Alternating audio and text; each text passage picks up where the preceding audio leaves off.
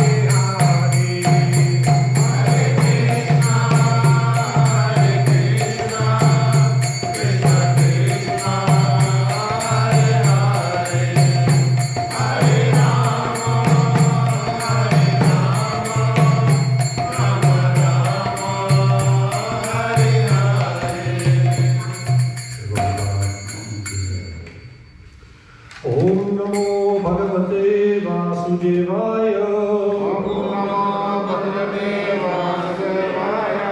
Om Namo Bhagavate Vasudevaya. Om Namo Bhagavate Vasudevaya.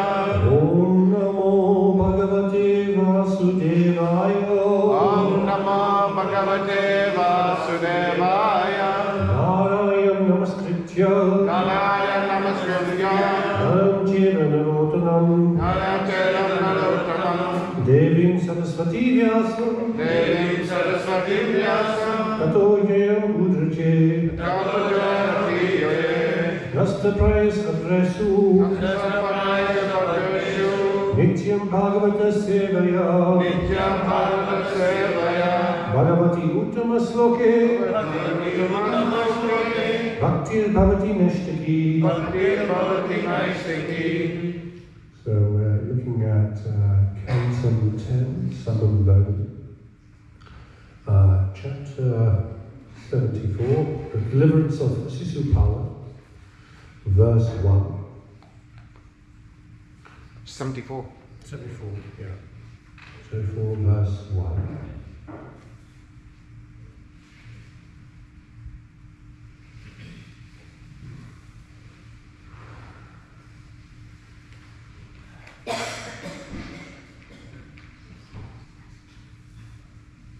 Okay. Okay, good. You're going to read the description? Yeah. Yeah. Yep. No, I did that. No, it takes too long. Just if you get to the verse, I'll do the introduction.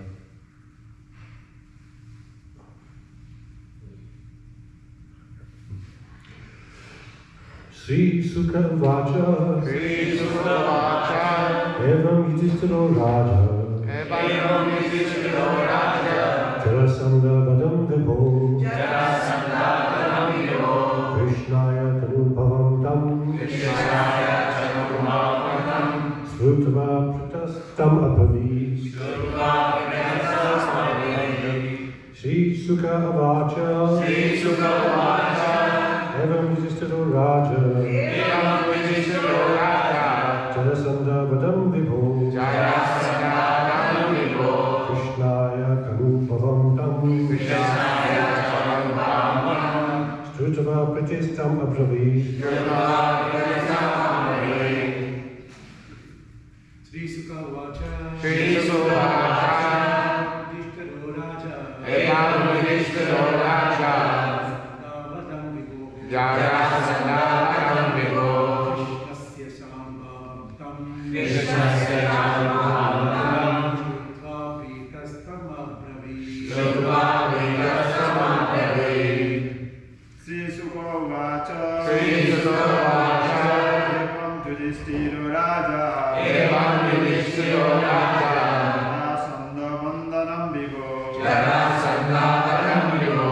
Krishnasya Shambhavam Tam. Krishnasya Shambhavam Tam. Sutta Pritatam Abravit. Shrutva Pritastam Abravit. Sri Sukha Vacha. Sri Sukha Vacha. Evam Yudhishthiro Raja. Evam Yudhishthiro Raja. Jarasandha Vadam Vibho. Jarasandha Vadam Vibho. Krishnasya Chanubhavam Tam. Krishnasya Chanubhavam Tam. Shrutva Pritastam Abravit. Shrutva Pritastam Abravit. Sri Sukha Vacha. Sri Sukha Vacha. Yudhishthiro Raja. Evam Yudhishthiro Raja. Jarasandha Vadam Vibho. Jarasandha Vadam Vibho. Krishnasya Chanubhavam Tam. Krishnasya Chanubhavam Tam. Shrutva Pritastam Abravit. Shrutva Pritastam Abravit. Sri Sukha Vacha. Sri Sukha Vacha. Evam Yudhishthiro Raja. Evam Yudhishthiro Raja. Jarasandha Vadam Vibho. Jarasandha Vadam Vibho. Krishnasya Chanubhavam Tam. Krishnasya Chanubhavam Tam. Shrutva Pritastam Abravit. Shrutva Pritastam Abravit. Sri Sukha Vacha. Sri Sukha Vacha. Evam Yudhishthiro Raja. Evam Yudhishthiro Raja. Jarasandha Vadam Vibho. Jarasandha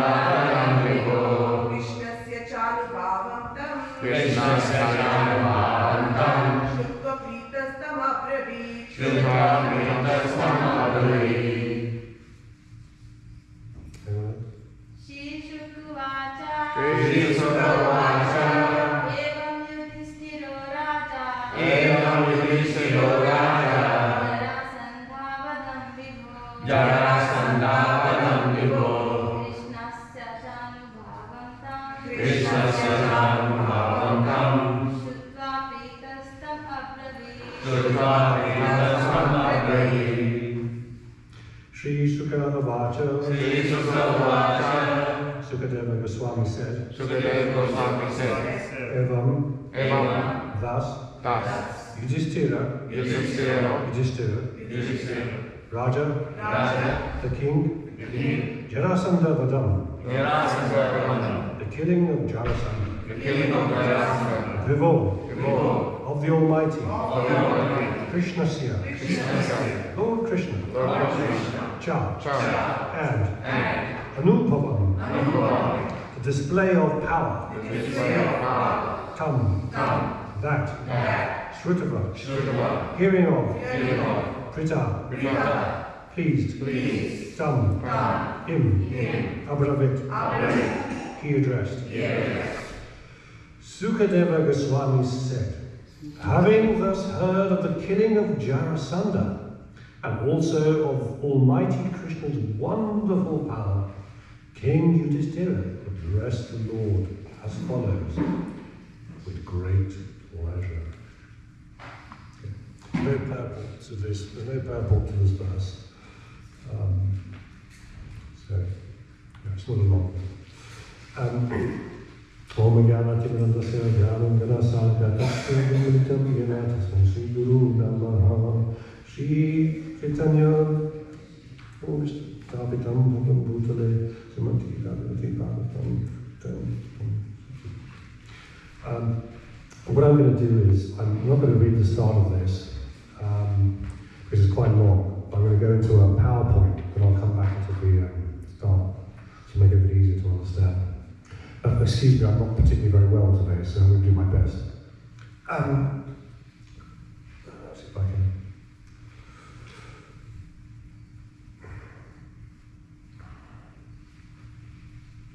Get this.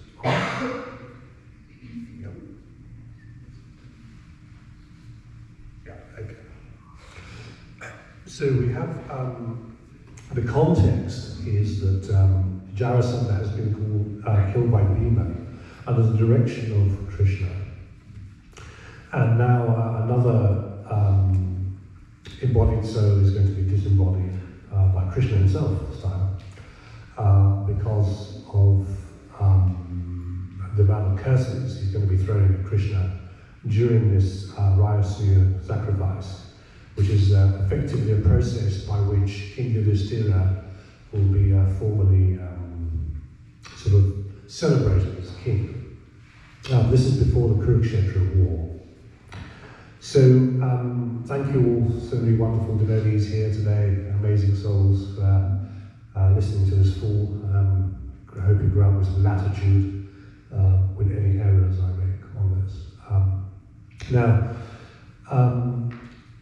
What I'll try and do is to set it up so that people discussing what you just is actually saying in the next few days, that can actually make sense. That makes sense. So it's sort of laying the groundwork for the next week of classes. Okay, so let's go next slide. So in order to understand what's happening here and why Maharaja Yudhishthira is actually going to be celebrating the Lord as the preeminent visitor to the sacrifice, is we need to kind of grasp why the Pandavas exist in the first place. Why have they come upon the earth, and what are they here to do? So, these classes seem to be a wonderful test of whether I need the optician or not. So the Pandavas are brought to earth to re-establish the rule according to Krishna's wishes. So Krishna is ultimately in charge of the material universes and the spiritual universes. We know this from Bhagavad Gita, chapter 10, verse 8. Aham sarvasa pravato, vata sarvasa pravate iti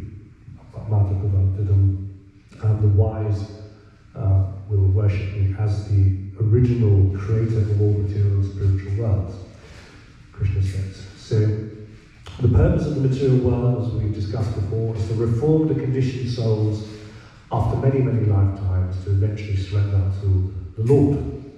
The Lord did not want to kill all the conditioned souls who wanted to enjoy for themselves. He gave them a place where they could reform their behaviour. And this is where we all are. For some reason or another, we've ended up here to reform our behaviour. And Prabhupada makes it clear at the end of the Bhagavad Gita, in the penultimate paragraph of the Bhagavad Gita commentary, that we have to shift ourselves from pleasure givers, pleasure takers to pleasure givers. Right? Our natural affinity is to enjoy for ourselves, and what we want to do is slowly reform our conduct through a practice of bhakti, so that we are acting in every moment for Krishna's pleasure. And that is a process that is easy or difficult, depending on how much work you've done in your previous lives and how much intent you have on this life. They say if you take two people with the same injury in the military who come back from rehabilitation, let's say they both lost their legs and they've got to learn to walk again, the attitude of the person that is more wanting to recover in the hospital will walk again faster than the one who doesn't really care, is depressed, is not motivated. So our enthusiasm to reform ourselves is one of the fundamental things that will accelerate us getting out of here. And through this process, we will slowly come to understand that this world is not our friend, even if we're opulent or not opulent. We're trying to learn that really our real relationship lies with Krishna. So the Pandavas understand this. They're devotees, they're pure devotees. They from one point of view. So Krishna would always want his pure devotees to rule. Now, to understand this, one of the reasons why the Lord came down as Lord Singer, Lord Nrsimhadev, and killed Hiranyakasipu was that for 10,000 years of the reign of Hiranyakasipu, there was perfect sense gratificatory harmony on the earth. Everyone was enjoying constantly all the time. Everyone had a lovely car, everyone had a lovely house, they were living in fear, but they were all enjoying sense gratification. So you can see that if Hiranyakasipu was to stand for Prime Minister of Australia, he'd probably win all the votes in 5 minutes. There wouldn't really be an election. Now the Lord doesn't want this, because if all the souls are enjoying all the time, then they're not doing the reformation work they need to get that back to the spiritual world and play with the Lord. So the Lord came down, and one of the reasons, of course, the Lord descends is not just to protect his devotee, but also to ensure that the real practice of religion is, or dharma, this is a better word than religion, it's a narrow word. The real practice of right and wrong conduct is carried out by human beings so they can go back to Godhead. Similarly, there was a burden upon impious kings. You can see this in that second chapter third canto of Srimad Bhagavatam. So Krishna has descended to clean up the mess, effectively. He wants to get rid of the impious and put the pious back on. And impious and pious just means those who have a complete propensity for sense gratification. So because of their previous karma and the desire to enjoy for themselves, Krishna has created the very nature of false ego itself. That's something that Krishna himself creates, right? It's not something that we create. It's caused by Krishna because of our desires. And because of our false ego and the nature, we are empowered with different senses to enjoy the material nature, which creates good and bad bodies for all of us, depending on how we act. Okay? So the Pandavas are here under Krishna's desire. Well, what we want to start to understand is that nothing really happens in the material world without Krishna's desire. And that's one of the points I'm going to try and focus on in these slides. We know from the very first verse of the Bhagavatam, Om Namo Bhagavate Vasudevaya, Janmadina Syurvya Tena Brahma Hidakavaye Yat Moyanti Yat Suryat Tejo Vadi Vadam Vitam Vinamayo Yata Tri Sasyo Dhamma Sanasana Rishna Sakam Balam Dimahi. That Krishna is the cause of all causes. He is the cause of the creation, sustenance, and destruction of all material universes and their infinite material universes. He's the ultimate cause and sanction of every action that goes into the material world. You can't go outside and get in your car unless Krishna sanctions it. You might have decided that someone's going to steal your car. You might decide that your keys won't be found by you. He sits in your heart as a Paramatma. He allows you to remember where the keys of your car are so that you can go back to your car. You won't remember where your house is without Krishna's sanction. Everything is occurring to the Lord's wishes. Yeah. Right? The verse says that even the demigods and the great sages are put under illusion. Very start of the Bhagavatam. Many of examples in the Bhagavatam of this by Krishna's will. He's the master of illusion. He makes you think that there is water and fire, land and water. Right? And that's why even the demigods and the great sages, what say of us, bow down before him. So the Pandava's reasons are to re-establish the principles of Dharma, of acting properly, of the essence of Varnashma Dharma, which is of course crowd protection and Brahmin protection, followed by female protection, child protection, protection of old men. These are the 5 elements of action of administrators in Varnashma Dharma. And Prabhupada, as we know, had a vision for humanity to get it out of this mess of environmental damage and wars and build-up of adverse karma by reinstating the Varnashma Dharma, Devi Varnashma Dharma, so that Maharaj Yudhishthira basically can function indirectly through ISKCON, where everyone is trying to act properly according to their nature. Varnas are not dependent upon birth, they're depending on one's nature. One carries out the action according to one's nature. As the starting point, the fruits of one nature are given to the Lord. One begins the real understanding that everything belongs to the Lord is supreme proprietor. That the very nature of one's own nature is granted by the Lord himself. After many, many births, he's sanctioning what we are. So, Maharaj Yudhishthira is understanding these things, and he's here on Krishna's behest. Now, the reason he's here at the end of Dwapara Yuga, the start of Kali Yuga, why bother? Kali Yuga is coming. Why put Maharaj Yudhishthira here? Why not put him at some other point in time? Well, it's so that the few souls that appear in this age who want to finalize their journey back to Godhead, and probably most of them, if not everyone in this God is at the final stages of their journey back to Krishna. So they're all to be celebrated and all to be loved for that and congratulated.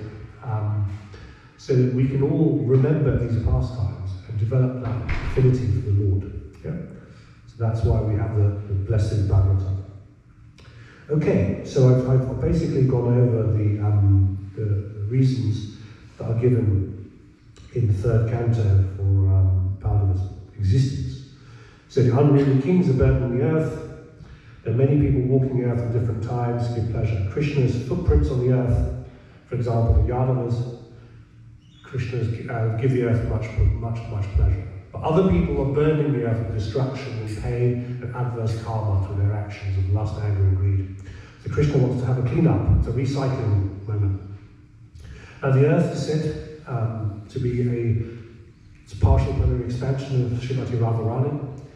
And hence we're trying to advocate this idea of eco-living in ISKCON, that we don't harm the earth, we live in harmony with the earth, we don't throw plastic everywhere, we try not to buy inorganic food or try and reduce our reliance on supermarkets because we're only paying them money to pay slaughterhouses to kill people, kill animals. So we have to be very mindful of that. And Krishna will never allow insult or humiliation of his devotee to go unpunished. We're well aware of Draupadi's disrobing and the fact that the Kshatriyas that should have stood up and done something did nothing. So they will all be killed on the battlefield, as Krishna says in Bhagavad Gita. Of course, the Draupadi is an example of, given us the example to us in terms of our japa, that we should do japa in the way that Draupadi was screaming for Krishna or yearning for Krishna to help her. That is the way we should be chanting our rounds.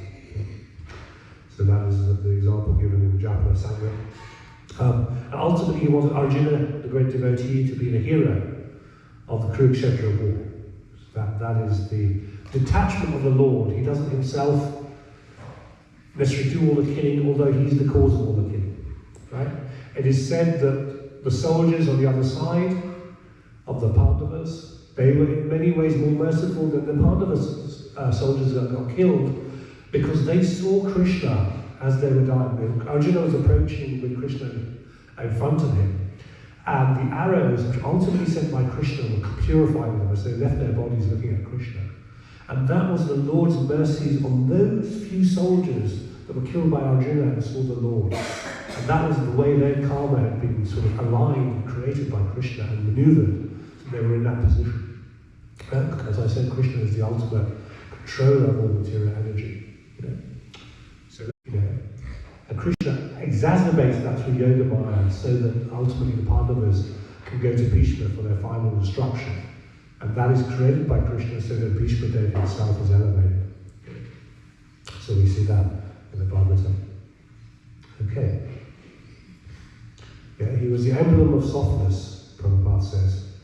But he understood that Krishna descended to rectify Dharma, so he ruled according to the Lord's wishes. Okay, so now we have to look at a controversial topic, but it's very useful for sadhana. So we're going to look at Yoga Mishra Bhakti, right? And then we're going to start off by looking at Karma Mishra Bhakti. Okay. So I think a while back I did this threefold system in the Nectar of Devotion, and we looked at Vedi Bhakti, regular practice of Bhakti. Then you rise from there to Bhava, which is feeling for Krishna, deep feeling for Krishna. There are 9 symptoms of that feeling in Nectar of Devotion, chapter 18. And then from there we rise to Prema, which means that we don't want anything but to serve the Lord. Now in this process, there's what we call removal of anarthas, anartha liberty process. The shadows of millions of births that are upon us are little bits of lust, are little bits of aggression, little bits of envy, little bits of I don't like that devotee, looking at the bodily platform, having that bodily vision, not looking at the soul within the devotee. And that it results in what we call Karma Mishra Bhakti. Right? So examples of Karma Mishra Bhakti, I go to the temple, I do service. I'm doing the service because I want to be temple president, or I want to be head of book distribution, or I want to be this title or that title. Of course, all these things are material. Bhagavad Gita has made very clear that the sun god will die, all this material universe will come to an end, at the end of the day of Brahma, and it will all come back again. There's nothing permanent here, no titles permanent here, so we have to be not too attached to these things. What Krishna is looking for is the underlying motivation as a supersoul in your heart. Why do you want to do that? And you go, okay, am I the best to serve this position? There's no one else, of course, you're there to serve that position. If not, how can I help and empower my fellow devotee to serve that position? The spirit of real service, as Lord Chaitanya says, Majjhima chapter 13, verse 180, is to be a servant of the servant of the servant. Because that's when you're cutting off that dense tree of false ego that Krishna describes in chapter 15 of the Bhagavad Gita. You're chopping that tree of attachment to the body and the mind and the ego, when you become the servant of the servant of the servant. And the ISKCON has this wonderful facility which people don't often use, which is you find the person that most irritates you, that you most know, that you most envy. You bow down to them and start serving them. And then you're getting to the essence of chapter 15, chopping down the tree of attachment. Yeah? Find that person, become their friend, help empower them as a devotee. If we all do that, the whole world will probably be covered with temples and, the end of Kali Yuga. Because if we think about it, as I've said many times, the visa requirement for going back to the spiritual world is how you deal with other souls. Because Krishna does not want you in Goloka Vrindavan and you start arguing with someone. In every single person's interest is only to serve Krishna. Right? And the way we react, we call it the wonderful friction of how we deal with other devotees. That's always a litmus test of our own sadhana. And I remember these talks are always first given for the speaker rather than the audience, so I'm really talking about myself here more than anybody else, so don't worry. But those moments of friction are good because they tell us, are we on the bodily platform of the ego, Or are we working on the transcendental platform and so on? Yeah? And Karma, Mishra, Yoga, Bhakti, action which is done in the modes of nature, but still Bhakti, goodness, passion, and ignorance. Is that something that we have to be working our way out of by deeper and deeper chanting? Chanting is our biggest tool.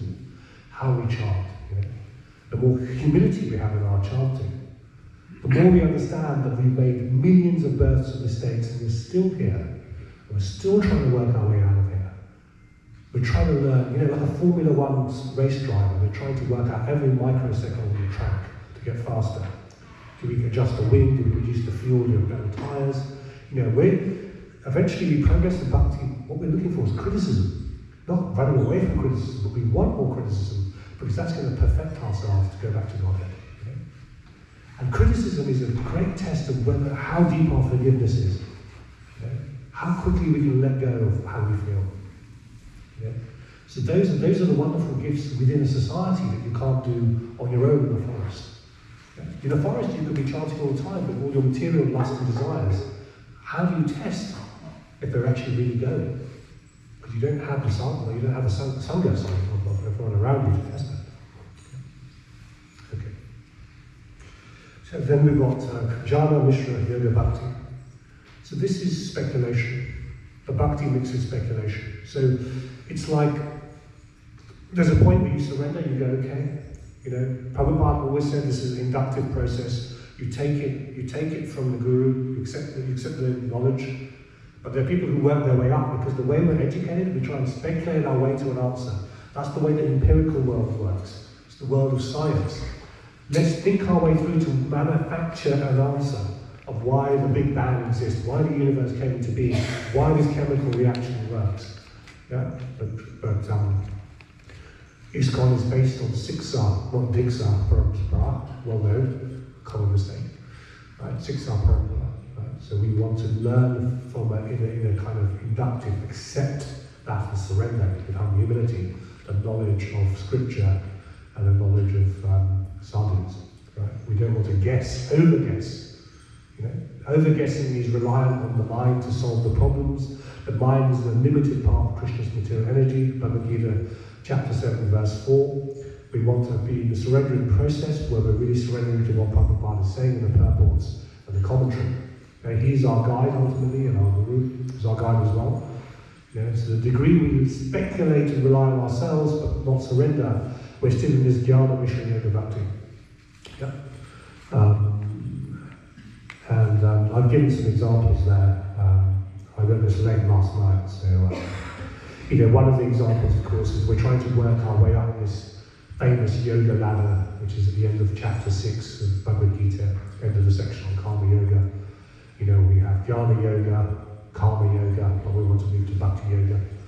The idea is that our actions ourselves turn into Bhakti. Now, Arjuna was fighting on the battlefield, but it wasn't Karma Yoga, okay? He was once he started fighting under Krishna's order, only for Krishna's pleasure. For his own pleasure, he didn't want to fight, but when he fought for Krishna's pleasure, it was an act of bhakti. Right? So you take your nature and you turn it into bhakti. Right? So the trigger point, Prabhupada explains, right, is when you move from Sakarma Karma Yoga, I'm going into Krishna because I want something in return. Nishkarma Karma Yoga, Krishna, I act for you, I don't want anything in return. And then you move into Bhakti Yoga, which is you act for the Lord's pleasure. These are three different things, they're three vastly different things. Right? Yes, we're here to purify ourselves, we want something in return, but eventually we're not interested in purifying ourselves, we just want the Lord to be happy. You know, we say we don't matter if we don't purify ourselves. Because Prahlad Maharaj, he said, I don't care if I go to hell. That's where the conditioned souls most need me. That's where I'll go, because the Lord will take great pleasure of me helping the conditioned souls. That's what we're trying to get to. I don't want anything. Give me more suffering. Tatra Tratra Jagat Guru. Queen Kunti says, Srimad Bhagavatam, Canto 1, Chapter 8, verse 25. We only really remembered you as Pandavas, Krishna, when we were in deep suffering, when the house of wax went on fire, we were lost in the middle of the night, and then we deeply thought of you to help us. And then we got a bit comfortable. So what should we want because we want to be with you? We want more suffering. Give us more suffering so we never forget you. Right? That's understanding that the bodily platform doesn't matter, the bodily suffering doesn't matter. If the end result is more Krishna, then we take that suffering. Yeah? And that's the spirit in which we try and do our bhakti. Yeah? So these Mishra yogas, Jnana Mishra yoga, Kala Mishra yoga, Bhakti Mishra yoga, whatever you want to call it. There's many people saying many things in terms of the order of the words, but just be careful where your mind is when you're doing service. Because once you start watching the mind, Krishna has that little bit, 1% more pleasure, and that accelerates. Every little small thing you do, he turns it to 1,000,000%, 1%. And that just gradually means that you're purifying. Don't forget all the amazing devotees around you constantly, the material world. They're coming to the end of their journey here, one way or another. Don't forget to give them a word of encouragement. It might be that day is the day they're thinking, oh, why am I coming here and doing this? And just that little help from you will give Krishna so much great pleasure when they suddenly get more enthused about Krishna, and you're making Krishna happy. And then you're sort of behaving like you would in Vrindavan, because you're just going, come on, let's make that cake for Krishna. Let's do it. Bit of enthusiasm. Of course, the attitude of Vrindavan is a little bit different, because it's rather like they sort of say, Krishna wants us to keep building a wall and breaking it down, and building a wall with bricks and building it down in the heat and sweating, I'm tired. Right? So the material world is, oh God, I've got to keep building this wall, and I'm tearing it down, I'm taking the bricks and building it again. I'm doing this for Krishna's pleasure. They don't think like that in the spiritual world. They just think, whoa, Krishna likes this silly exercise, let's do it. They don't even call it silly, it's just like, wow, that's what Krishna likes, let's do it. So the reason it's like, I've got to do practice, sadhana, oh God. No, it's total enthusiasm. Yippee, it's taken me 1,000,000 births to get the human form. You should be celebrating. When I got a human form, not a squirrel this morning, didn't die last night, the squirrel ended up with a squirrel's body this morning in the park. Yippee, let's do some bhakti yoga. That's what should be happening to us.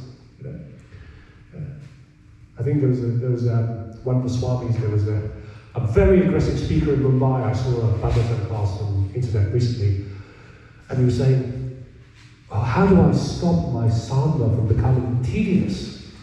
And the reply was, there's nothing tedious about sadhana.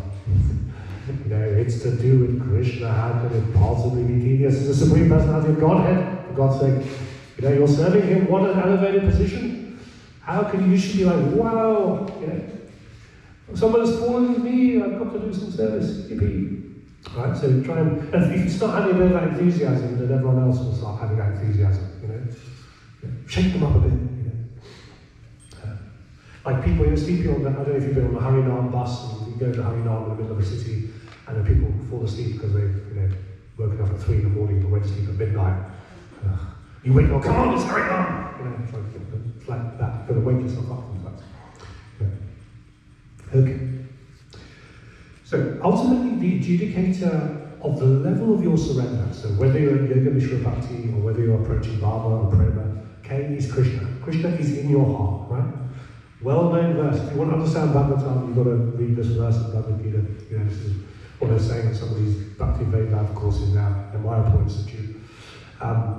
Chetra janam kapi mam vidi sarva chetra bharata.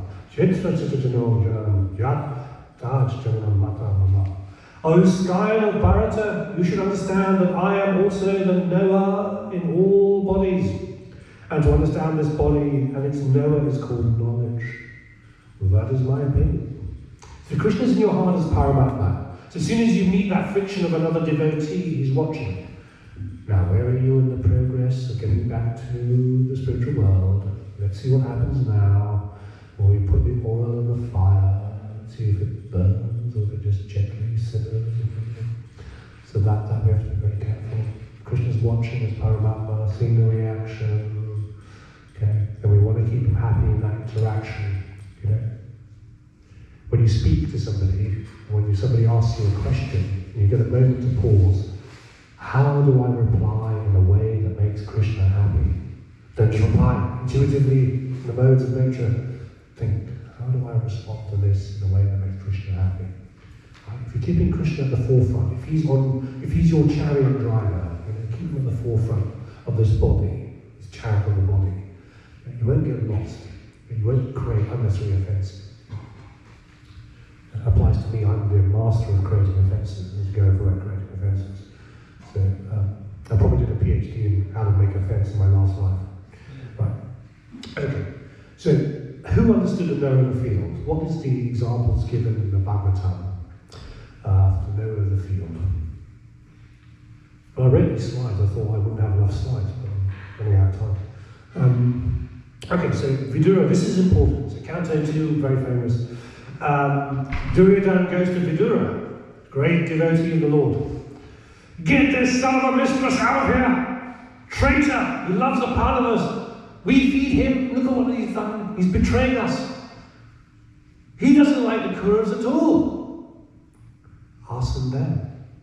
Me, this is mine. Those are separate. Yeah? Dhritarashtra's mistake at the very first verse of Bhagavad Gita. What did the sons of Pandu and my sons do? The difference between my sons and the sons of Pandu. Bodily vision. My kids, his kids. My country, his country. Yeah? Totally conditioned. Yeah? They call it from the 7th chapter, Prabhupada describes this as the mentality of the Drushta, the Dushkritama, you know, the demon. Right?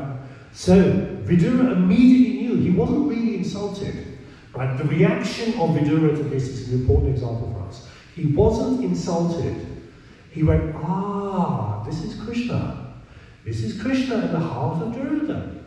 He's saying this guy has run out of all piety, he's run out of all good karma, he is about to be killed, he's insulted. I'm older than him, I'm his uncle, he's insulted me in terms of conduct, of ethical conduct, but he's also insulted the devotees, so the Lord wants to kill him. So the next day he packs his bag, doesn't even take his bow, one of the famous, he said the bow was there in his house his whole life to protect Dhritarashtra. He was little, he kept a bow because Dhritarashtra was blind. He said, my brother is blind, I will protect him no matter what happens. I'm not a great archer, but my duty, remember he's the god of death, Yama himself, incarnated because of a curse, right? So he's like, I will protect my brother. But to leave the bow, he realizes that nothing can protect Dhritarashtra now, but he doesn't tell Duryodhana off for saying that to him. So that is the end of both of them. Okay? He understands the idea that Krishna is in the heart controlling everything. Right? Yeah? And then you've got this extraordinary passages in the Bhagavatam, which, you know, if you go away somewhere, go away from your family and everyone, and just read one thing, read this, and start to cry. It's the bit where Bhishma is about to fight Krishna. You know, the first day he prepares 5 arrows to kill all the Pandavas. The Duryodhana says, you don't like me, you like them, you don't want to kill them. It's been day 6 or whatever it is of the war and you haven't killed any of them yet. And he goes, what can I do? I'm a devotee, I've got to let the other side win, I've got to keep this villainous guy happy, he's on my head all the time. You know, they probably didn't have paracetamol then, anti-Duryodhana paracetamol didn't exist. So he said, okay, next day I will deal with Krishna, and because he's hidden all these weapons, I can't kill the Pandavas. And he will break his vow of not participating in the war. And the reason Krishna doesn't participate is that he is full of all opulences. One of the opulences is renunciation. He's full of renunciation. He controls material energy. He can use other people to do it for him. He doesn't need to go around killing everyone himself. If he just sort of went, boom, everyone will die anyway. So it's a bit pointless. It's for our benefit that he makes the Pandavas heroes, because we like to have human heroes before we can have the god as hero, because we're conditioned. So anyway, so Bhishma is picking up this bow and is about to fire, and firing arrows at Krishna. And Krishna knows that Bhishma wants the Pandavas to win. He's ultimately going to let Shishupal come in so that he puts his weapons down and gets killed, so the Pandavas can carry on and finish and win the war. They just have this momentary moment where the arrows are being fired, they're hitting Krishna's transcendental body. It's not like our body. Chapter 4, verse 9. He knows the transcendental nature of my appearance does not appear again in this world, Krishna says. Right? There's no pain there, there's only pleasure. My devotee is taking his nature, which is a warrior. He's using that as bhakti. He's fighting in the war in a way that pleases me, and he's going to move out of the way where it pleases me, So, firstly, Bhishma firing arrows on Krishna is a form of bhakti, and it's described by Prabhupada as the same as any of us throwing flowers on Jagannath. Right? That's what Prabhupada says. So they're both in love at that moment. And Krishna picks up the chariot wheel, and then Arjuna comes and pulls them back. So there's like another bit of love going on. Arjuna is coming, going, no, Krishna, you can't break your vow.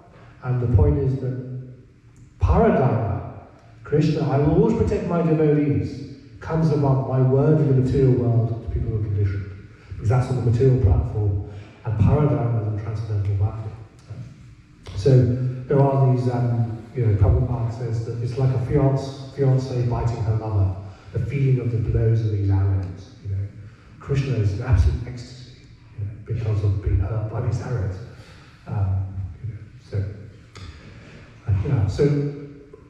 There's a wonderful book actually by Umurli Devi Dasya. Her lectures on the internet are very good as well. She wrote about dharma, what is our nature? If we want to understand our nature, start to use it in karma and the root of bhakti. Korea Dharma, it's called. She's very well known. She was initiated by Prabhupada in 1972. I think her parents almost became devotees. One of the few early American members of ISKCON in the early days. I had a great pleasure of meeting her a few years ago. And she talks about, we can't bring around Varnashma really if we're not going to follow our nature. Sometimes we're pursuing jobs and roles where we're unhappy because it's not our real nature from our millions of births previously. So if you want a chance to understand your nature, there's some good quizzes in this book. You can get it on Kindle, it's like $4 or something like that, I think. Korea Dharma, Umurli Devi Dasya. It's a good one. I don't have any commission arrangements for that book, just in case you're looking. Okay, so that's, I'll end there. There's a picture, what's going on. Just in case you forgot Krishna for a second. What kind of pictures are there? Okay, so any questions? Sorry for rambling, I'm not, I've got some strange headache for some reason. Because I'm listening to the sound of my voice in my head, which I can't seem to stop. So apologies if I've given you a headache for listening to me for 35 minutes. Forgive me. Any questions, corrections, amendations, ameliorations, improvements? I have a question. Yes. Yeah. You said that Krishna, like in Mahabharata, you said that he fired, he's not going to fight. He's going to let other fights for his pleasure. But then you said he never does anything, he just let other people do it. But when he killed Kansa, he actually fought. Like, it's not like he didn't have, I don't know, it's a stupid question, but it's in my mind. Like, he himself fought. He didn't let anybody else. Yes, so what happens is that, okay, if I put 1,000 Lego men in a line, right? And they're all in the spiritual world, and Krishna's walking along the Lego man, that's another Lego man. He goes, you're coming to the material world, in Dwapara you go, you're coming, you're not coming, you're coming, you're coming. Right? These people are brought here, and they're here to kind of enjoy with him. So certain things he decides to do out of his own pleasure, kill cancer, because he knows that those pastimes cause an attraction to him. Right? How do you get kids involved in Hare Krishna or in Krishna? You show them these pastimes, right? So they're there for the benefit of those kids, for example, who are starting their journey back to Godhead. Other things he does with other devotees to show renunciation. So different levels of knowledge he's trying to give across. Yeah? But ultimately, it's all under his control. We have very minute independence here. Very, very minute independence, actually. The level at which the materialists think they can control the material world is a complete delusion. They don't have that control. It's just, they're mad. We have very, very little control. The more we surrender, we actually demonstrate want that control. We want Krishna to be in control all the time. We don't rely on our physical attributes, our mental acumen. We do what we can, and Krishna deals with the rest of it. I think the saying is, I've forgotten, do your best, Krishna leave the rest. They say that. So the answer to your question, without going off point, is that different pastimes occur for different reasons. And sometimes the Lord has brought his associates to enjoy with him. So they come down from the Vaikuntha planets, like the Yadavas have come from the Vaikuntha planets. And not all come from Vrindavan, as the Bhagavatam tells us. But they're here to enjoy them in a particular way. And when they've done their role, like, the Yadavas were then obviously killed indirectly by Krishna, even though they were fighting amongst themselves. That was sanctioned by the Lord himself. Yeah, it's ultimately because of his pleasure. And this is what I was also talking about. This is not a classic example of this, but Jnana Mishra Yoga Bhakti is often speculating in the gap between what you can understand and what the Lord does. So it's often like the Lord just does it because he wants to, it's his pleasure. And we sort of, as we accept that we don't speculate on why too much, because that's our material education that's making us speculate. We have to kind of go, okay, that's Krishna's pleasure, it's Krishna's pleasure, let me just enjoy it. Yeah, he's trying to attract me to him through his pastime.